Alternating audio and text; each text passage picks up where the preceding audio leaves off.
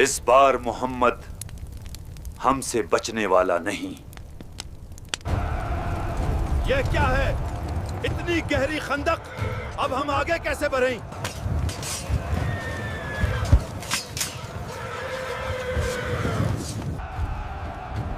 तुम में से कौन है जो मेरा मुकाबला कर सके? मैं तुम्हारा मुकाबला करूंगा। मैं हूं अली इब्न अबी तालिब। बिस्मिल्लाहिर्रहमानिर्रहीम। मोहतरम नाजरीन, अस्सलामु अलैकुम। पिछली वीडियो में यहूदियों के कबीला बनु कुरैज़ा की पैगम्बर इस्लाम से किए हुए मुआहदे की खिलाफ वर्जी के बारे में गुफ्तगू हुई थी। आज की वीडियो में हम जंग खंदक के दौरान हज़रत अली करमल्लाहु वजहो के हाथों अरब के मशहूर पहलवान आमर इब्न अब्दवुद को कत्ल किए जाने का वाक़या बयान करेंगे।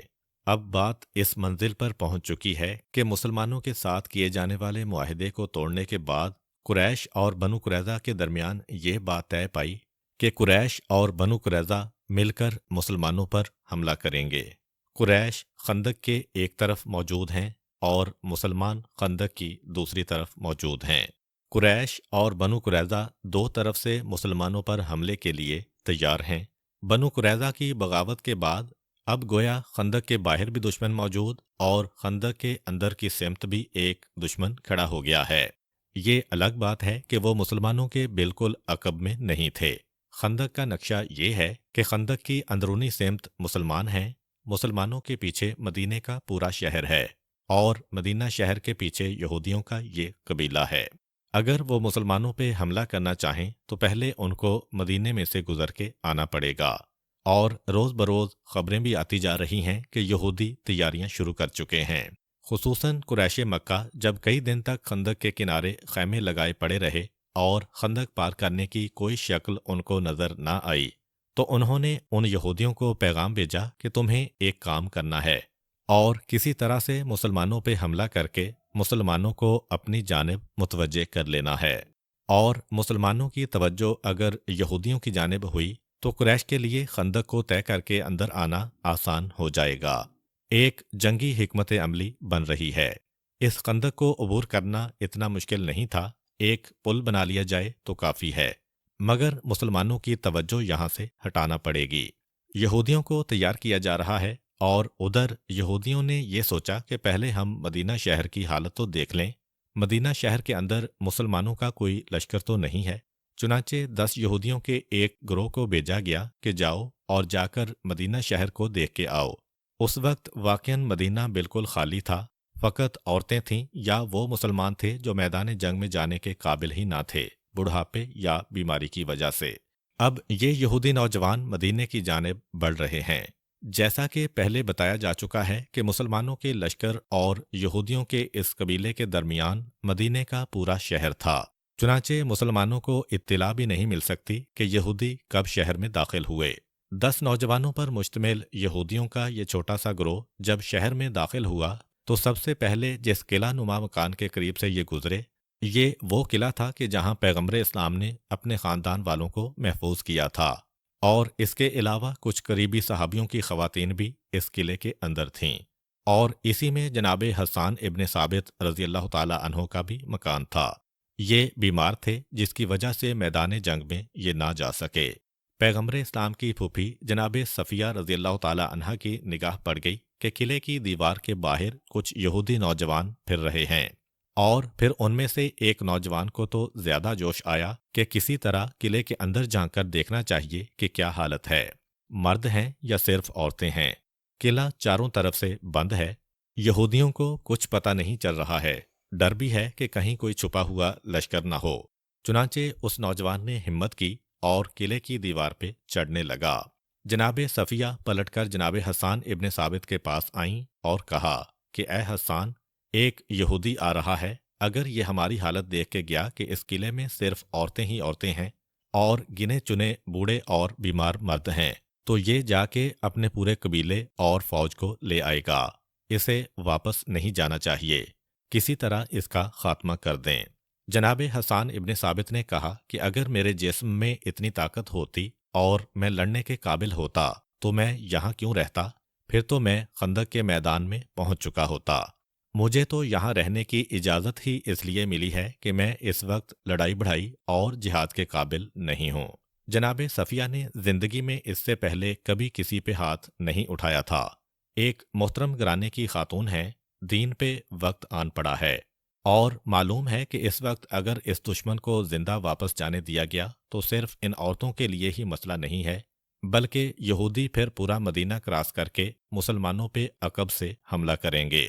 چنانچہ جناب صفیہ نے ایک مرتبہ ہمت کی، آگے بڑھیں، اور جیسے ہی یہودی نوجوان دیوار کے اوپر پہنچا اور اس نے جھانک کے قلعے کے اندر دیکھنا چاہا کہ کیا ہو رہا ہے۔ ایک روایت یہ ہے کہ بانس اور ایک روایت یہ ہے کہ لوہے کا کوئی ٹکڑا جناب صفیہ کے ہاتھ میں تھا۔ پوری قوت کے ساتھ اس کے سر پہ مارا، سر پھٹا، وہ چکرا کے ایک مرتبہ قلعے کے اندر گرا اور تڑپ کے وہیں پہ ہلاک ہو گیا۔ جناب صفیہ نے زندگی میں پہلی دفعہ کسی انسان پہ ہاتھ اٹھایا ہے، کیونکہ انسان تو انسان، خواتین تو جانوروں کو بھی ذبح نہیں کرتی ہیں۔ چنانچہ گھبراہٹ تو ہونی چاہیے۔ واپس آتی ہیں حسان ابن ثابت کے پاس اور آ کر کہتی ہیں کہ میں نے اس یہودی کو مار دیا ہے۔ اے حسان، یہ مار دینا کافی نہیں ہے، اس لیے کہ باہر اس کے ساتھیوں کو کیا پتا کہ اس پہ کیا گزری ہے۔ ہمیں اس کا سر کاٹ کے باہر پھینکنا چاہیے تاکہ اس کے ساتھی ڈر اور خوف محسوس کریں۔ آگے بڑھو اور اس کا سر جدا کرو۔ گھبرا گئے حسان ابن ثابت، کہا کہ مجھ میں اتنی طاقت بھی نہیں ہے کہ میں اس کے سر کو جدا کر سکوں۔ خود جناب صفیہ آگے بڑھیں اور اس نوجوان کے سر کو کاٹا اور اس دیوار پہ اس طرح اچھالا کہ یہ سر قلعے کی دیوار کے باہر ان یہودی نوجوانوں کے درمیان میں جا کے گرا۔ یہ یہودی بھی نہیں سوچ سکتے تھے کہ کوئی عورت اتنی ہمت کر سکتی ہے کہ کسی کو مار دے، اور اگر اتفاق سے مار بھی دے تو اتنی ہمت کر سکتی ہے کہ سر بھی کاٹ دے۔ یہ بہت سے مردوں کے لیے بھی مشکل مسئلہ ہوتا ہے۔ چنانچہ یہودی نوجوانوں کے ذہن میں ایک ہی خیال آیا، وہی خیال جو جناب صفیہ ان کے ذہنوں میں پیدا کرنا چاہتی تھیں، اور وہ یہ کہ اس قلعے کے اندر صرف عورتیں نہیں ہیں بلکہ مردوں کا لشکر بھی چھپا ہوا ہے، اور شاید وہ ہم کو اسی طرح سے شکار کرنا چاہتے ہیں کہ ہم حملہ کریں اور وہ دھوکہ دے کر ہم کو مار دیں۔ چنانچہ جاسوسوں کی یہ جماعت گھبرا کے واپس بھاگی اور اپنے سردار کو جا کے اطلاع دی کہ غضب ہو گیا۔ ہم تو سمجھ رہے تھے کہ مدینہ بالکل خالی ہے، لیکن نہیں، وہاں پہ تو بڑے بڑے لشکر ہیں، اور دیکھو یہ کٹا ہوا سر۔ اچھا دیکھیے، جنگی حکمت عملی میں ایک یہ بھی چیز ہے کہ دشمن کو کبھی غلط فہمی اور دھوکے میں مبتلا کیا جائے، اور کس طرح سے۔ کتنا مشکل مسئلہ ہے، ایک طرف کوئی جھوٹ اور دھوکہ بھی نہ ہونے پائے اور دشمن کو دھوکہ مل بھی جائے۔ اسلام نے اگرچہ اجازت دی ہے کہ میدان جہاد میں اگر کبھی جھوٹ بولنا پڑے تو جائز ہے، لیکن خاندان رسالت جائز چیزوں سے بھی پرہیز کرتا ہے اگر اس میں کوئی کراہت کا پہلو ہو۔ اب جناب صفیہ کو دیکھیں، کوئی جھوٹ نہیں بولا، کوئی غلط بیانی نہیں کی، لیکن جو مقصد تھا وہ حاصل کر لیا۔ یہ مومن کی ذمہ داری ہے، حکم خدا کو بھی دیکھے، مگر دوسری جانب حد سے زیادہ احتیاط بھی نہ کرے کہ مثلاً جناب صفیہ یہاں پر احتیاط کرتیں کہ نہیں، دھوکہ دینا تو حرام اور غلط ہے، میں دھوکہ نہیں دوں گی، اور دروازہ کھول کے کہتیں کہ اے یہودی نوجوانوں، یہاں فقط ہم عورتیں ہیں، تو یہ کون سی عقل کی بات یا کون سی شریعت کی بات ہوتی۔ چنانچہ یہاں پہ یہودی نوجوانوں کو دھوکہ بھی ہو گیا اور جناب صفیہ کی جانب سے کوئی جھوٹ کی بات بھی نہ ہونے پائی۔ جب سردار قبیلہ کو یہ اطلاع ملی، گھبرا گیا۔ اب اس موقع پر پیغمبر اسلام کیا کریں؟ 3000 تو مسلمانوں کا لشکر ہے، اس میں سے اگر 2000 کو یہودیوں کا مقابلہ کرنے کے لیے مدینے بھجوا دیں تو مسلمانوں کی طاقت ٹوٹ کے رہ جائے گی۔ چنانچہ پیغمبر اسلام نے ایک حکمت عملی اختیار کی کہ 3000 مسلمانوں کے لشکر میں سے 500 افراد کو بلایا اور ان کے 2 گروہ بنائے، 300 ایک طرف، 200 ایک طرف۔ 300 کا سردار بنایا جناب زید ابن حارثہ کو، 200 کا سردار بنایا جناب سلمہ ابن اسلم کو، اور کہا کہ دیکھو، ایک طرف سے تم 300 کا لشکر لے کے جاؤ، ایک طرف سے تم 200 کا لشکر لے کے جاؤ، مدینے میں داخل ہو اور خاموشی سے نہیں بلکہ اتنا زور زور سے تکبیر اور اللہ اکبر کے نعرے لگاتے جانا کہ سننے والوں کو یہ لگے کہ یہ 300 نہیں، یہ 3000 ہے، یہ 200 نہیں، یہ 2000 ہے، تو فقط نعرے لگا کے مدینے کی دیواروں کو ہلا کے واپس آ جانا۔ اب جب یہ 2 جماعتیں 2 مختلف سمتوں سے مدینے میں داخل ہوئیں، مدینے کی 4 سمتیں ہیں، ایک طرف تو لشکر اسلام ہے، ایک طرف بالکل پیچھے کی جانب یہودی رہتے ہیں، اور باقی دو طرف سے یہ دو چھوٹے چھوٹے لشکر گئے۔ اب جو انہوں نے نعرے لگانا شروع کیے اور انتہائی جوشیلے نعرے کہ دیواریں ہلیں اور یہ آواز یہودیوں کے کانوں تک پہنچی، اور وہ بھی کس طرح یہودی اپنے قلعے میں بیٹھے ہیں۔ ایک مرتبہ ان کو اپنے دائیں ہاتھ سے زبردست نعروں کی آواز محسوس ہونے لگی۔ ابھی وہ چکرائے تھے کہ یہ ہو کیا رہا ہے کہ بائیں طرف سے بھی ان کو اتنے ہی زبردست نعروں کی آواز محسوس ہونے لگی۔ گھبرا گئے، دل میں سوچنے لگے کہ ہم تو یہ سوچ رہے تھے کہ یہ مدینے والا رسول مختصر سے گروہ کے ساتھ ہے، لیکن اتنا بڑا لشکر کہاں سے اس کی تائید اور حمایت کے لیے آ گیا ہے؟ ہم کیوں قریش کی خاطر اپنے آپ کو خطرے میں ڈالیں؟ اس کے لیے کوئی اور طریقہ سوچنا پڑے گا۔ پیغمبر اسلام بھی دو ہی چیزیں چاہتے تھے، ایک یہ کہ وقتی طور پر اتنا رعب طاری ہو جائے دشمنوں کے دل پہ کہ وہ اکیلے سے نکلنے کی ہمت نہ کریں، اور دوسرا یہ کہ کچھ وقت گزر جائے۔ پیغمبر اسلام کو معلوم ہے کہ جیسے جیسے وقت گزرتا جائے گا ویسے ویسے کفار کے لیے خندق کے باہر ٹھہرنا مشکل ہوتا جائے گا۔ مسلمان تو پھر بھی مدینے میں ہیں، بڑی غربت و فاقہ سہی، مگر شہر ہے، کچھ تو مل جاتا ہے۔ کفار تو صحرا میں بیٹھے ہیں، اور آج کل بھی اگر آپ دیکھیں تو جدید ترین وسائل کے باوجود رست یا سپلائی لائن جو ہے اس کو میدان جنگ میں باقی رکھنا بڑا مشکل ہوتا ہے۔ تو کہاں 1400 سال پہلے جب قریش کو کہیں سے کوئی چیز مل نہیں رہی تھی وہ زیادہ دیر ٹھہر نہیں سکتے تھے۔ پیغمبر اسلام نے یہ حکمت عملی اختیار کی۔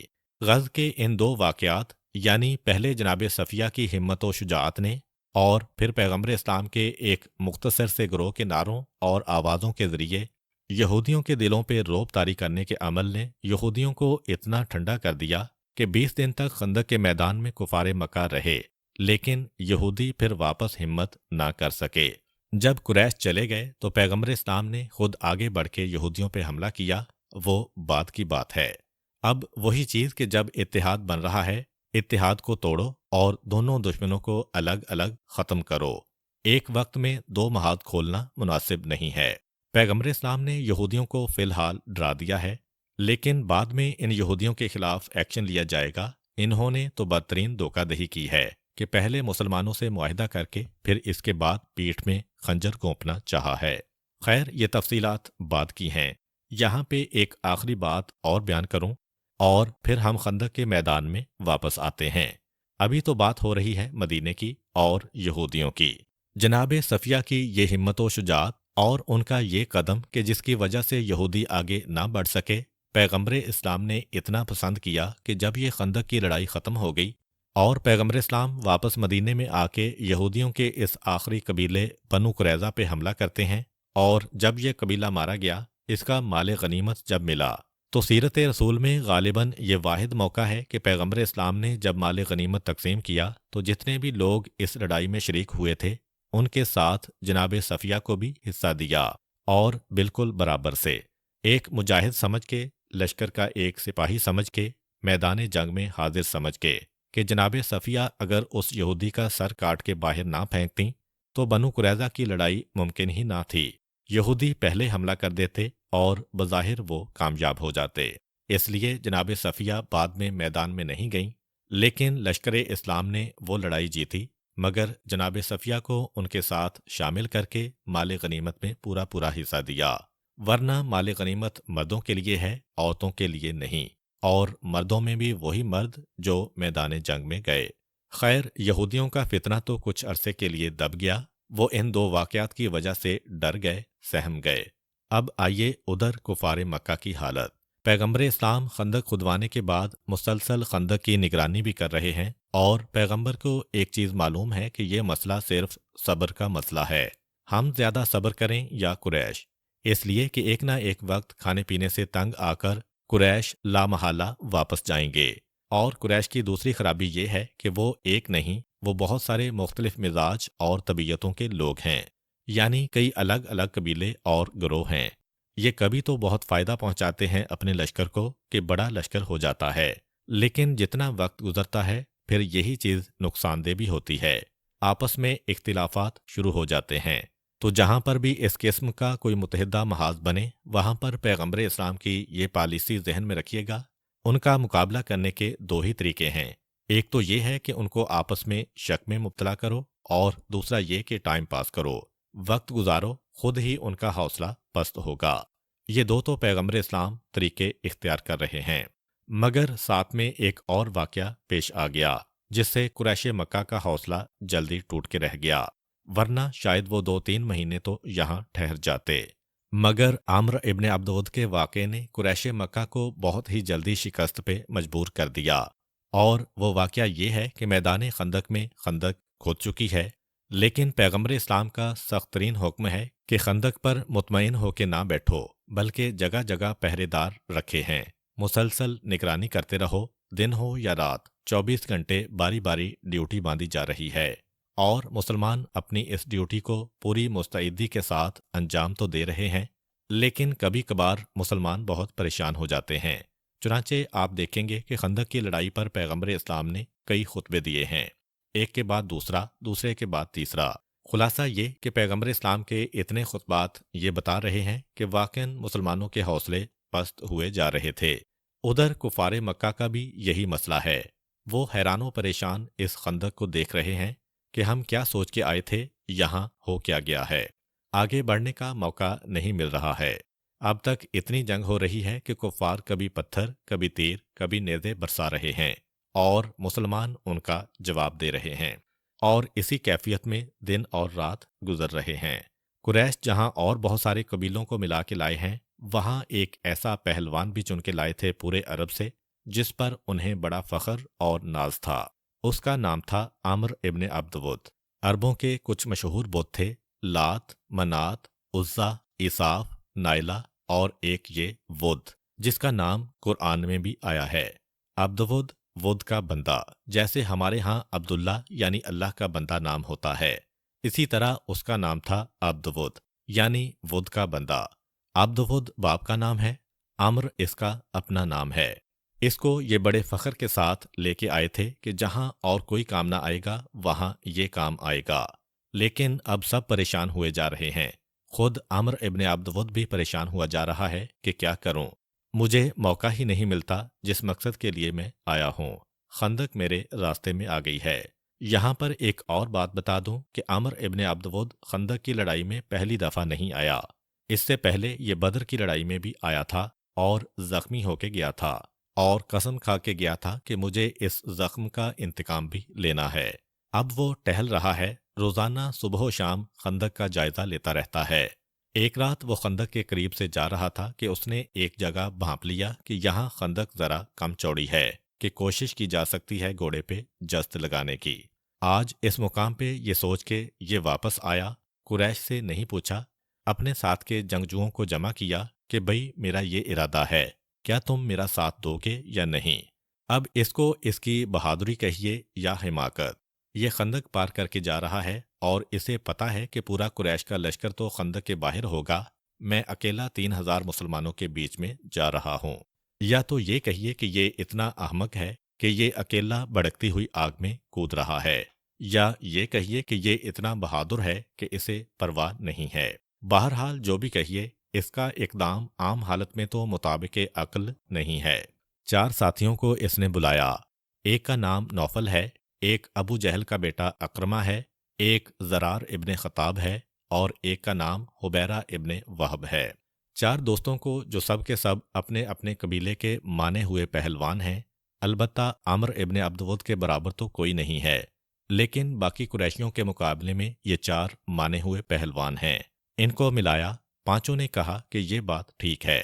یہ بات بھی ذہن میں رہے کہ جب کبھی خطرہ ہو کہ دشمن آنے والا ہے تو پہلے دن لوگ بہت زیادہ احتیاط کے ساتھ پہرا دیں گے، دوسرے دن ذرا تھوڑی سی سستی آتی ہے، تیسرے دن دیکھا کہ اب تک کوئی حملہ نہیں ہوا اور زیادہ انسان سست پڑ جاتا ہے، تو ادھر 8-10 دن گزر چکے ہیں۔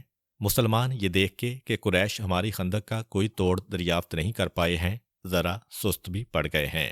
مسلمانوں کی اسی سستی سے فائدہ اٹھایا، اگلے دن صبح ہوتے ہی عامر ابن عبدود اپنے باقی 4 ساتھیوں کو لے کے اس مقام سے جو اس نے رات کو ذہن میں رکھا تھا، خندق کو اتنی تیزی سے پار کیا کہ مسلمان ہکا بکا اس کو دیکھتے ہی رہ گئے۔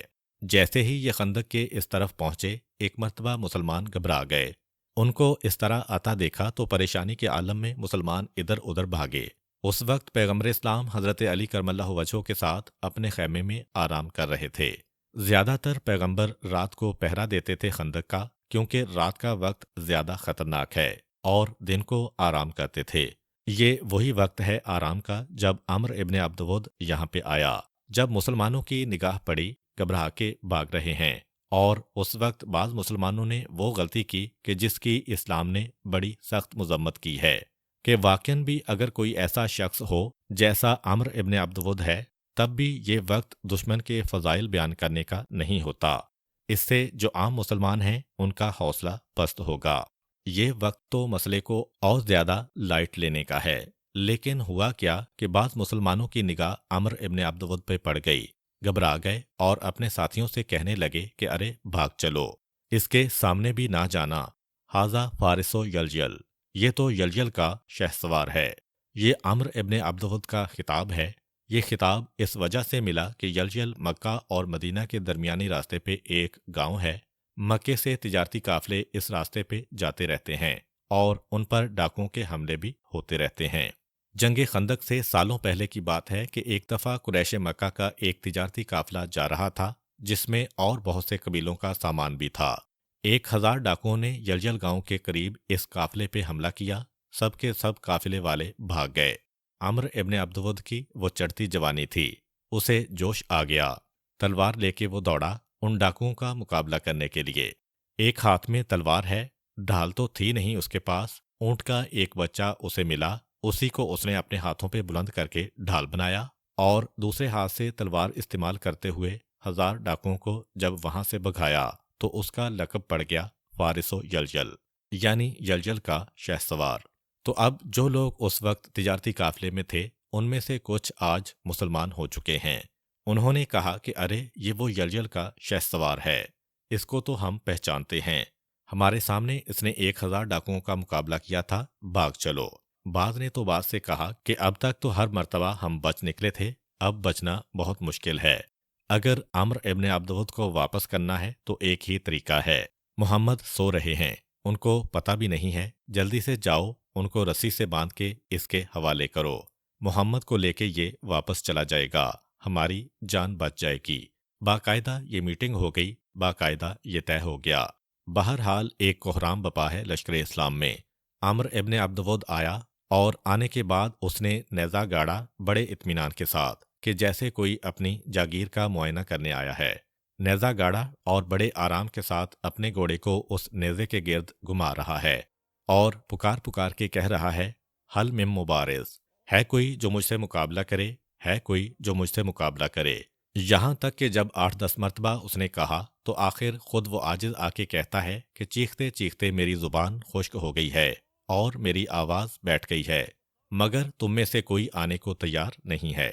پھر اس نے تانا دیا کہ اے مسلمانوں، تمہاری جنت کہاں گئی، جس کے بارے میں تم گمان کرتے تھے کہ جو تم میں سے مارا جائے اس جنت میں داخل ہوتا ہے۔ شور سن کے پیغمبر اسلام خیمے سے باہر آئے اور عمر ابن عبد ود کو اس گستاخانہ انداز میں یہ کہتے ہوئے سنا تو پیغمبر اسلام نے کہا کہ اے مسلمانوں، کون ہے جو اس کتے کو جا کے خاموش کرے؟ مسلمان پیغمبر اسلام کا کلام سنتے ہی دوڑ کے پیغمبر کے قریب آئے۔ اللہ کے رسول، ایسا بہادر کہ ہماری سمجھ میں نہیں آ رہا ہے۔ روایت یہ ہے کہ حضرت علی بھی پیغمبر اسلام کے ساتھ خیمے سے باہر نکلے، مگر عمر ابن عبد ود کے قریب نہیں گئے۔ فوراً ایک مرتبہ خندق کے اس حصے میں گئے جہاں سے یہ 5 آدمی خندق کو عبور کر کے آئے ہیں، اور فوری طور پہ جا کے وہاں پہ سخت ترین پہرا لگا دیا جہاں پہ مسلمان اپنی جگہ چھوڑ چکے تھے، تاکہ یہ آیا سو آیا ہے، مگر ایسا نہ ہو کہ اس کے پیچھے قریش بھی آ جائیں۔ پہلے تو جو راستہ ہے اس کو بند کرو، عمر ابن عبد ود سے بعد میں فارغ ہوا جائے گا۔ ادھر حضرت علی ان مسلمانوں کو جن کی ادھر ڈیوٹی تھی حوصلہ دے کے واپس لا رہے ہیں، اور ادھر پیغمبر اسلام مسلمانوں کو دیکھ کے 3 مرتبہ یہ جملہ کہتے ہیں کہ ہے کوئی تم میں سے جو اس کے مقابلے میں جائے۔ اتنے میں جناب علی واپس آئے اور آنے کے بعد کہا کہ اللہ کے رسول، میں حاضر ہوں۔ پیغمبر اسلام نے کہا کہ اے علی تم بیٹھ جاؤ۔ پھر دوبارہ خطاب، پھر تیسری مرتبہ خطاب۔ جب تیسری مرتبہ بھی کوئی نہ بولا تو جناب علی سے پیغمبر نے کہا کہ اے علی، کیا تمہیں پتہ ہے کہ یہ کون ہے؟ یہ عمر ابن عبد ود ہے۔ حضرت علی نے کہا، مگر اللہ کے رسول، انا علی ابن ابی طالب، मैं भी तो अबू तालिब का बेटा अली हूँ। पैगम्बर इस्लाम ने कहा, ए अली, जाओ तुम मैदान की जानिब। और किस अंदाज से भेजा? तारीख का जुमला है, जब रसूल ने अली को इज़्न दिया, अपनी तलवार जुल्फ़िकार अता की, अपनी ज़रा पहनाई और अपना अमामा अली के सर पर रखा और इसके बाद अली को रुखसत किया। इधर अली चले। पैगम्बर इस्लाम ने अपना अमामा अली को पहनाने के बाद आसमान की तरफ देखा और कहा, ऐ मेरे परवरदिगार, तूने बदर के मैदान में उबैदा को मुझसे ले लिया और मैदान उहद में हमजा को मुझसे ले लिया, मगर आज ये अली जो मेरा भाई भी है, मेरे चचा का बेटा भी है, मैं इसको भेज रहा हूँ, इसको मुझसे ना छीनना। रब्बे ला तज़रनी फ़र्दम व अंता खैरुल वारिसीन, परवरदिगार मुझे अकेला ना छोड़ना और तू सब वारिसों से बेहतर है। तो खैर जनाब अली चले और उसी वक्त पैगम्बर इस्लाम की ज़ुबान पे वो मशहूर हदीस आई, बरज़ल ईमान कुल्लुहु इलल कुफ्र कुल्ले, कि आज कुल ईमान कुल कुफ्र के मुकाबले में जा रहा है। अली अम्र इब्न अब्दुवद के मुकाबले में पहुंचे। अम्र इब्न अब्दुवद ने कहा, तू है कौन? मैं अपने मुकाबिल का नाम मालूम करना चाहता हूँ, मुझे अपना तारुफ करवाओ। अली ने कहा कि मेरा नाम अली है। कहा कि क्या तेरा ताल्लुक़ ख़ानदान अब्द मुनाफ से है? कहा कि हाँ, मैं अली इब्न अबी तालिब इब्न अब्दुल मुत्तलिब इब्न हाशिम इब्न अब्द मनाफ हूँ। पूरा तारुफ करवाया। एक मरतबा अम्र इब्न अब्दुवद घबरा के कहता है, अच्छा तू तो मेरे करीबी दोस्त का बेटा है, अबू तालिब से मेरे बड़े गहरे ताल्लुकात थे, तू क्यों आ गया? मैं अपने दोस्त के बेटे पे हाथ नहीं उठाऊंगा। मैं तो तेरे चचाजाद भाई का शिकार करने आया हूँ, जाओ उसको भेजो। इब्ने अबिल हदीद कहते हैं कि अपनी तालिबे इल्मी में जब मैं तारीख़ इस्लाम अपने उस्ताद से पढ़ रहा था, तो मेरे उस्ताद ने तारीख़ पढ़ाते पढ़ाते जंग खंदक का तज़किरा किया और अम्र इब्न अब्दुवद का ये जुमला दोहराया कि अबू तालिब के बेटे पे मैं हाथ नहीं उठा सकता हूँ। तो उस वक्त मेरे उस्ताद ने कहा कि अम्र इब्न अब्दुवद दरअसल झूठ बोल रहा था। इसका ये मतलब नहीं था कि वो अबू तालिब के बेटे पे हाथ नहीं उठाना चाहता था। इसका मतलब ये था कि बदर की जंग में अली की तलवार से जख्मी होके गया था और बदरो ओहद में जो कुछ अली के कारनामे उसने देखे और सुने, उसके बाद ये डर रहा था, अली के मुकाबले में आना नहीं चाहता था और बहाना ऐसा बना रहा था कि जैसे अली पे एहसान कर रहा है। लेकिन हकीकत यह है कि बदरो ओहद का डर और खौफ जो बैठा है, इसलिए वो चाहता है कि अली मेरे मुकाबले में ना आए तो बाकी लश्कर इस्लाम का तो कोई मसला ही नहीं है। तो खैर उसने कहा कि तू मेरे दोस्त अबू तालिब का बेटा है, मैं तुझ पे हाथ नहीं उठाना चाहता हूँ, वापस चला जा। अली ने कहा कि मैंने सुना है कि एक दफ़ा तूने खाना काबा का पर्दा पकड़ के अल्लाह से एक मन्नत मानी थी। ये याद रखिएगा कि कुरैश भी अल्लाह को मानते हैं, लेकिन उनका मसला ये है कि वो अल्लाह के साथ 360 और खुदाओं को मानते हैं। अल्लाह से इनकार नहीं था। अल्लाह से मतलब रब्बुल काबा, काबे के रब से ये मन्नत मांगी कि मेरा फलां काम हो गया तो मैं जब भी मैदान जंग में जाऊंगा, अगर कोई आदमी मेरे सामने 3 पेशकश रखेगा तो मैं एक ज़रूर कबूल करूंगा। अम्र इब्न अब्दुवद ने कहा कि हाँ बिल्कुल ठीक सुना है। तो कहा कि फिर 3 बातें मैं पेश करता हूँ। पहली बात तो ये कि अल्लाह की वहदानियत और मेरे भाई की रिसालत की गवाही दे और मुसलमान हो जा। उसने कहा, ए अली, ये तूने क्या कह दिया? मैं इस्लाम कबूल करूं? हो ही नहीं सकता। तुम ये समझो कि जैसे तुमने कुछ कहा ही नहीं और मैंने कुछ सुना ही नहीं। ये बात तो बिल्कुल ख़त्म, भूल जाओ, मैंने कुछ भी नहीं सुना।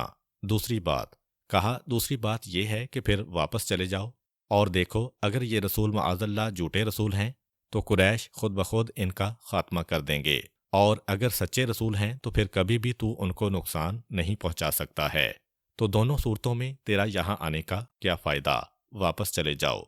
उसने कहा कि ए अबू तालिब के बेटे, क्या तू ये चाहता है कि मैं मैदान से भाग के जाऊं और तमाम जिंदगी अरब की औरतें मुझे ताना दें और अरब के शायर मेरी हज्व लिखें और मेरी मौत के बाद मेरी औलाद और मेरी औलाद की औलाद औरतों के ताने और शायरों के हज्व की निशाना बनती रहे? हो ही नहीं सकता, ये भी नामुमकिन है। तीसरी बात, हज़रत अली ने कहा, तीसरी बात यह है कि फिर आ मैदान में और मुझसे मुकाबला कर। अम्र इब्न अब्दुवद उछल पड़ा। वो सोच भी नहीं सकता था कि कभी दुनिया का कोई शख्स उससे ये कहेगा कि मुझसे मुकाबला कर। वो तो यही उम्मीद कर रहा था कि ये कहेगा कि मुझ पे रहम खाओ, मुझे छोड़ दो, मेरी जान बख्शी कर दो। कहा नहीं, तीसरी बात तो मुझे नागवार है, मैं तुम पे हाथ नहीं उठाना चाहता हूँ। جناب علی کہتے ہیں لیکن مجھے دنیا کی سب سے خوشگوار بات ہی یہ لگتی ہے کہ میں دشمن خدا کا خاتمہ کروں، میں تجھ سے لڑنا چاہتا ہوں۔ بس یہ جو سنا ایک مرتبہ اسے بھی غصہ آیا، اور غصے کی یہ شدت کہ اس نے گھوڑے سے چھلانگ لگائی، اپنی تلوار سے پہلے اپنے گھوڑے کی گردن کاٹی۔ یہ بھی میدان جنگ میں ایک طریقہ ہوتا ہے اپنے سامنے والے کو ڈرانے کا کہ دیکھو میں کتنا غصہ ور ہوں، دیکھو میرا جلال کتنا ہے، دیکھو میں اپنی سواری کے جانور کو بھی قربان کر رہا ہوں۔ یہ گویا ایک اعلان ہے عمرو ابن عبدود کی جانب سے کہ اندازہ کر لو کہ مقابلہ ہوا تو میرے دل میں رحم نہیں آئے گا۔ حضرت علی اسی اطمینان کے ساتھ کھڑے مسکراتے ہوئے عمرو ابن عبدود کو دیکھتے رہے۔ عمرو ابن عبدود نے اس کے بعد دوسری تلوار چلائی جو جناب علی کے امامے کو چیرتے ہوئے ان کے سر تک پہنچی۔ اب اس کے بعد تاریخوں میں یہ ہے کہ اتنا گرد و غبار بلند ہوا میدان میں کہ کسی کو کچھ نظر ہی نہیں آ رہا کہ کیا ہو رہا ہے، یہاں تک کہ عمرو ابن عبدود کے 4 ساتھی بھی دم بخود کھڑے ہیں۔ یہ گرد و غبار بلند ہے۔ ایک مرتبہ اسی گرد و غبار سے علی کے نعرہ تکبیر کی آواز آئی اور سارا لشکر اسلام سجدہ شکر میں گر پڑا۔ علی کا نعرہ تکبیر بتا رہا ہے کہ عمرو ابن عبدود جہنم واصل ہو گیا۔ نعرہ تکبیر بلند کر کے حضرت علی واپس آتے ہیں، گرد و غبار چھٹتا ہے۔ عمرو ابن عبدود کا لاشا اس وقت خندق کے میدان میں پڑا ہوا ہے، اور یہیں پر جس وقت علی واپس آ رہے ہیں پیغمبر اسلام سارے مسلمانوں کو دیکھ کے ایک جملہ کہہ رہے ہیں، ضربت علی یوم الخندق افضل من عبادت الثقلین۔ خندق کے دن علی کی ایک ضرب دونوں جہانوں کے جن و انس کی عبادت سے افضل ہے۔ یہ تو ایک الگ بات ہے کہ اس ضربت سے مسلمانوں کو کتنی راحت، کتنا آرام ملا، لیکن اللہ اور اس کے رسول کو بھی یہ ضربت کتنی پسند آئی۔ ربیہ کہتے ہیں کہ میں نے حذیفہ یمانی رضی اللہ تعالی عنہ سے ایک مرتبہ سوال کیا کہ آپ تو میدان خندق میں تھے، وہاں کی کوئی بات بتائیے۔ تو کہا کہ خندق کی ایک ہی بات ہے جو سننے والی ہے کہ پیغمبر نے یہ کہا کہ آدم سے لے کر قیامت تک سارے انسانوں اور جنوں کے نامہ اعمال ایک پلڑے میں رکھو، اور علی کی ضربت کو دوسرے پلڑے میں، تو علی کی ضربت جو ہے وہ زیادہ گراں اور بھاری ہوگی۔ ربیہ کہتے ہیں کہ میں نے حذیفہ سے کہا کہ یہ حدیث تو ایسی ہے کہ میں تحمل نہیں کر سکتا اس کے اوپر، تو حذیفہ نے پھر نام لینا شروع کیے، کہا کہ اگر تم اس حدیث پر یقین نہیں کرو گے تو اپنی حماقت کو ثابت کرو گے۔ کیا تمہیں نہیں معلوم کہ میدان خندق میں جب عمرو ابن عبدود آیا مسلمانوں کی کیا حالت تھی؟ فلاں مسلمان، فلاں مسلمان، فلاں مسلمان، ان سب کی حالت یہ تھی کہ میدان میں سب بھاگے جا رہے تھے اور جگہ نہیں مل رہی تھی ان کو، اور کوئی عمرو ابن عبدود کے مقابلے میں جانے کو تیار نہیں تھا۔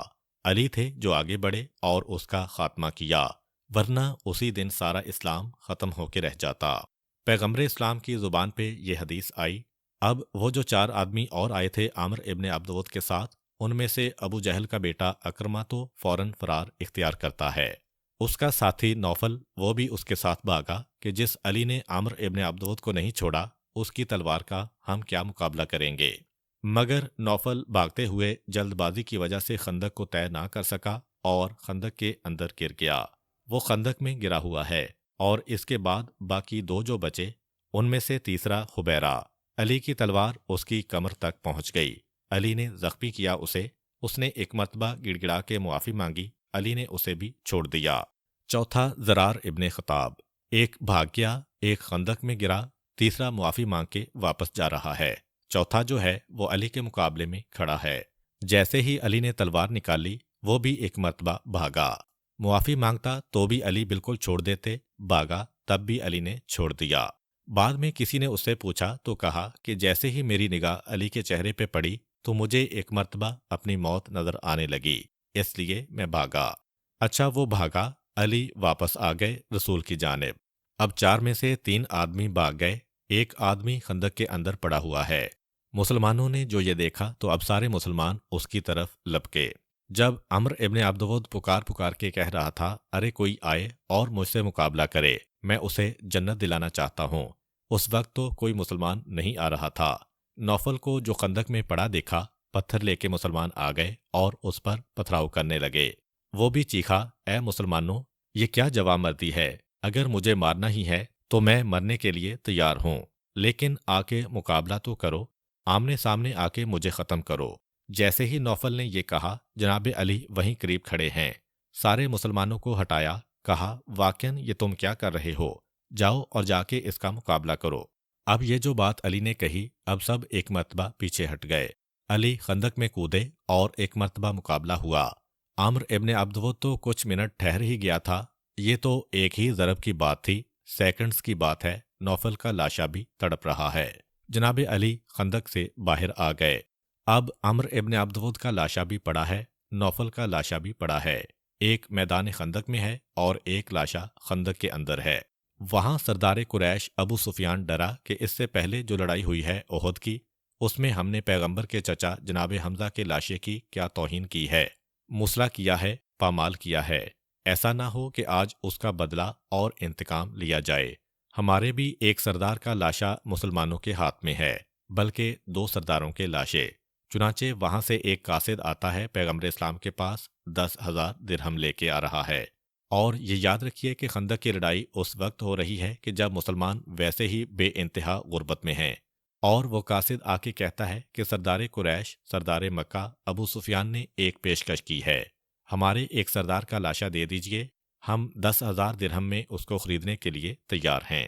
پیغمبر اسلام نے کہا، کیا تمہیں نہیں معلوم ہم مسلمان لاشوں کی تجارت نہیں کرتے، لے جاؤ یہ لاشا بھی اور اپنے پیسے بھی، یہ اسلام کی شان کے خلاف ہے۔ دیکھیے کہ میدان جنگ میں کون ان باتوں کا خیال رکھتا ہے، جبکہ ویسے ہی غربت کی وجہ سے مسلمان فاقہ کرتے کرتے مرے جا رہے ہیں۔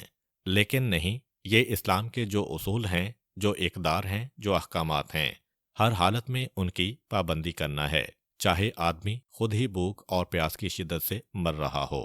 خیر، یہ تو پہلا واقعہ ہے جس سے پتہ چلا کہ ان مصیبتوں اور ان پریشانیوں کے درمیان بھی اللہ کے رسول کی سیرت کتنی روشن اور تابناک ہے۔ یہ دونوں لاشیں لے جائے گئے۔ جب عمرو ابن عبدود کا لاشا قریش کے درمیان پہنچا، عمرو ابن عبدود کا خاندان گریہ کرنے کے لیے آیا۔ جیسے ہی اس کی بہن آئی لاشے کے اوپر اور اس کی نگاہ پڑی، بہن بھائی کا لاشا دیکھ رہی ہے، رونا چاہتی ہے، مگر لاشا دیکھ کے بے اختیار کہتی ہے، ارے یہ میرا بھائی، اسے کسی انتہائی عزت و شرافت و کرامت والے نے قتل کیا ہے۔ لوگوں نے پوچھا، یہ تو نے کیسے کہہ دیا؟ کہا کہ اس لیے کہ میرے بھائی کے لاشے پر لباس بھی موجود ہے، زیرہ بختر بھی موجود ہے۔ قریش میں اسلام سے پہلے بھی یہ رواج تھا کہ جو آدمی دوسرے کو میدان میں مارے، اسے اختیار ہے، اس کا لباس بھی لے جا سکتا ہے اور اس کی زیرہ بختر بھی۔ اور اسلام نے بھی آنے کے بعد یہ حکم ان معنوں میں برقرار رکھا کہ اگر کوئی میدان میں کسی کافر کو جہاد کے دوران قتل کرے تو اس کا سارا لباس قاتل کے لیے ہے، لیکن صرف میدان جہاد اور کفار کے مقابلے میں۔ اسلام نے بھی اس کی اجازت دی ہے، یہ مال غنیمت کا جزو ہے، مگر ان معنوں میں کہ باقی مال غنیمت سب میں مشترک ہوتا ہے، لیکن مرنے والے کا لباس صرف قاتل کو ملتا ہے۔ یہ الگ بات ہے کہ اجازت ہونے کے باوجود آل محمد نے کبھی بھی اس پہ عمل نہیں کیا ہے، لیکن عرب کے اعتبار سے بھی یہ بالکل ہی جائز حکم تھا، اور اتنا جائز کہ جب جناب علی خیمے میں آئے تھے عمرو ابن عبدود کو ختم کر کے، تو کسی نے پوچھا بھی تھا کہ اتنی قیمتی زرہ بختر اور آپ نے اسے نہیں اتارا، تو علی نے کہا کہ میری شرافت اس بات کو گوارا نہیں کرتی کہ دشمن صحیح، کافر صحیح، ہم خاندان بنی ہاشم کا یہ طریقہ نہیں ہے کہ اس کا لباس لوٹیں۔ بھائی کا لاشا دیکھ کے بہن نے بغیر دیکھے گواہی دے دی۔ پھر پوچھا، لیکن آخر میرے بھائی کو کس نے مارا ہے؟ کسی نے کہا، ابو طالب کے بیٹے علی نے۔ بہن نے کہا، علی نے مارا؟ پھر تو میں مرتے دم تک اپنے بھائی کا گریہ نہیں کروں گی، اس لیے کہ علی کے ہاتھ سے اگر مرا ہے، ایک کریم ابن کریم کے ہاتھ سے اگر یہ مرا ہے، تو علی کے ہاتھ سے مرنا مرنے والے کی خوش قسمتی ہے، اس پہ گریہ نہیں کرنا۔ اگر کسی اور کے ہاتھ سے مرا ہوتا، میں گریہ کرتی اور اس کے قاتل کو بد دعا دیتی۔ چنانچہ گواہی دے کے جاتی ہے یہ عورت کہ میدان جنگ میں کافر کے مقابلے میں بھی حضرت علی حقوق انسانی کا کتنا خیال رکھنے والے ہیں۔ محترم ناظرین، آج کے لیے اتنا ہی، انشاءاللہ جنگ خندق کا بقیہ حصہ ہم اپنی اگلی ویڈیو میں بیان کریں گے۔ تب تک کے لیے اجازت دیجیے، اللہ حافظ۔